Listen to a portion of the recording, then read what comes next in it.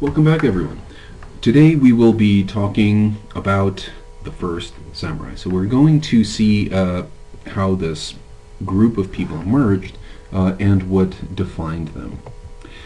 I want to get into this question by asking, well, not by going through chronologically, but just by asking, first of all, what did the samurai fight for?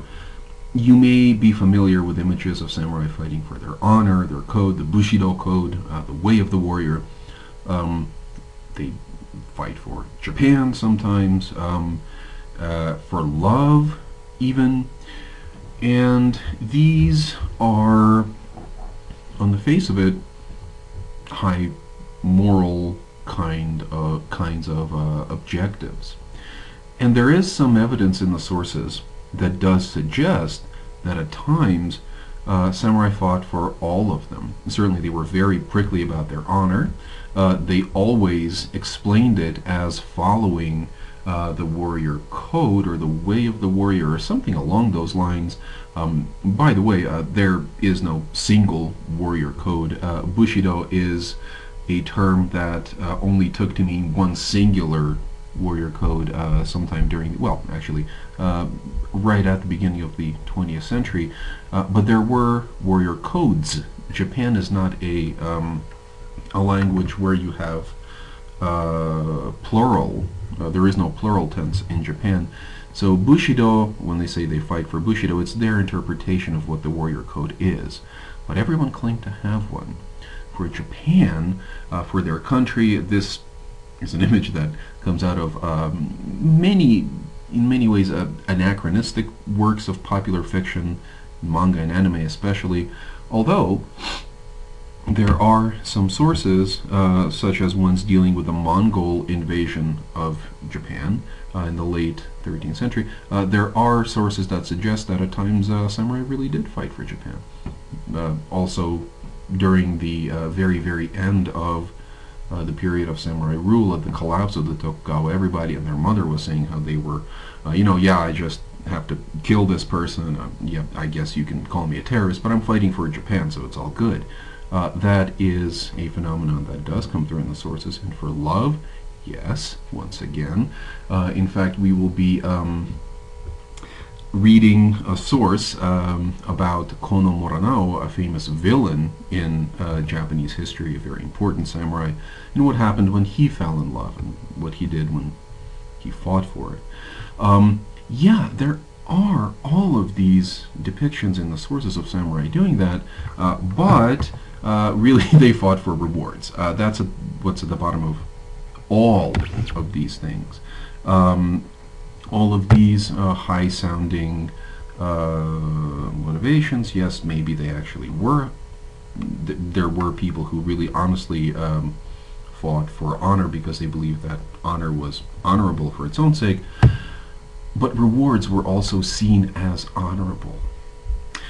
Takezaki Suenaga, who left us the best description of the Mongol invasion, he was a samurai from Kyushu, the southern island of Japan, and he said, "The way of the bow and arrow is to do what is worthy of reward." And the way of the bow and arrow is shorthand for the way of the warrior, the way of the samurai. These people, as we shall see, call themselves by many names. I will use the words warrior and samurai interchangeably because they, in effect, became interchangeable in Japanese history. The way of the bow and arrow is to do what is worthy of reward. Whatever you gotta do, you gotta do. You gotta take care of yourself. People did not fight just for fighting, for their image. This was their livelihood. They fought for cash payments or stipends. If they could attach themselves to a powerful lord who will keep paying them, that was even better than a one-time payment, such as when you take an enemy head, for instance. They fought after a while for control of land. As we shall see, the earliest samurai couldn't really control land in their own name, but they could control it in the name of the emperor. And later on, private land ownership did become acceptable for people of samurai rank. They certainly were not far behind in seizing the initiative. commendations for service. Oftentimes you got the equivalent of a plaque. You got a scroll. Nice job there. You really clobbered that clan really well.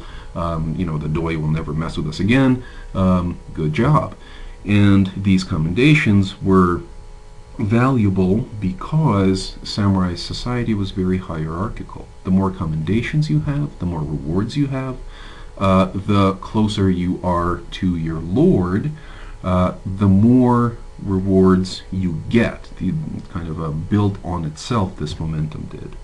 Horses, weapons, armor, prized possessions, and especially, all of these certainly, but especially horses. You're dealing with a society before motor transport, so horsepower really was how most mechanical power other than human labor was generated.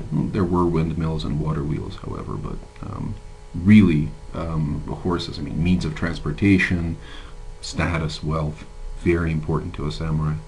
Living quarters, your lord would put you up sometimes if he had the money. And of course status. All of this revolves around status. The more rewards you have, the greater your status, the more rewards you can claim, the more followers you can attract to your banner, literally to your banner, and the more important of a person you were in samurai society. And how did we get to that? How did we get to essentially people calling themselves honorable and fighting for stuff, for material rewards? Let's go back. Now we go back in time to the decline, the rise and fall, rather, of the Ritsuryo state. And let's see what that means. Prince Shotoku, who is depicted here with his two male advisors. This is a male haircut right here, by the way. Very, very old style Japanese haircut. Prince Shotoku was the co-regent of an empress, Empress Koken, during the Asuka period of history in Japan. This is a time when local rulers throughout Japan were consolidating their grasp on the surrounding countryside, and the most successful of these rulers was based right here, right in the center of Japan, in the province of Yamato, where also we get one of the names for Japan. Yamato is oftentimes just a stand-in for the word Japan.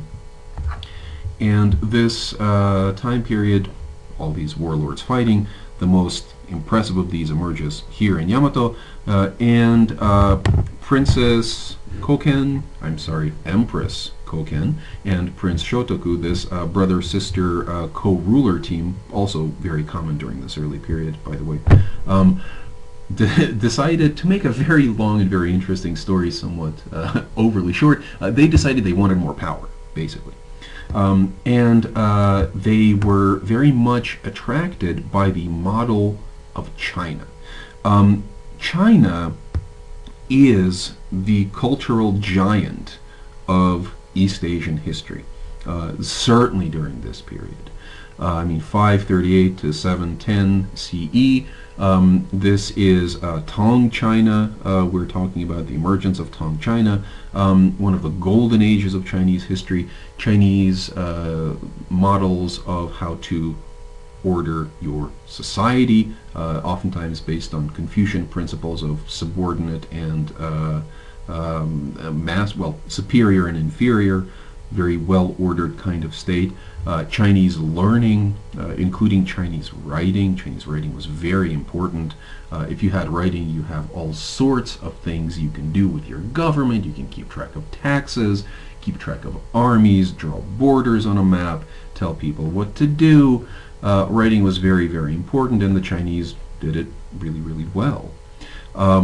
And other considerations, basically they wanted to increase their power. The imperial family did, and they or rather Prince Shotoku, who seems to, well, the sources at least credit him as being the brains behind this operation, promulgated the 17-article Constitution of 604 CE.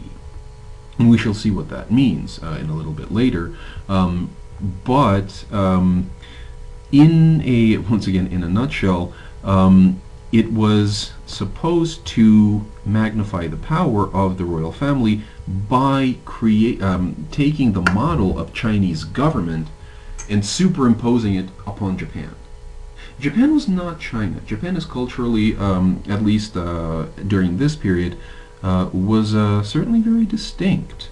As we've seen, women could rule. In China, only one woman ever ruled, and it was seen as an aberration. There are accounts of Chinese travelers coming to Japan and just being horrified because people wore tattoos. Confucians are not supposed to get tattoos. It's kind of like desecrating your body, which is a gift you get from your parents, and therefore you would be unfilial if you were to get a tattoo. And there were all kinds of other objections to the way that the Japanese lived during this time. Here comes Prince Shotoku and basically says, now we are going to carve up Japan into a series of provinces, 68 provinces, and there's going to be a governor in charge of every one, and there's going to be a temple at every capital, every provincial capital, we're also going to have a conscript military where farmers are supposed to go and serve stints in the army to protect the borders against a series of peoples which we shall talk about in a little bit, and all of this is for the greater glory of the imperial house. Once again, started here in Yamato, expanded over most of Japan.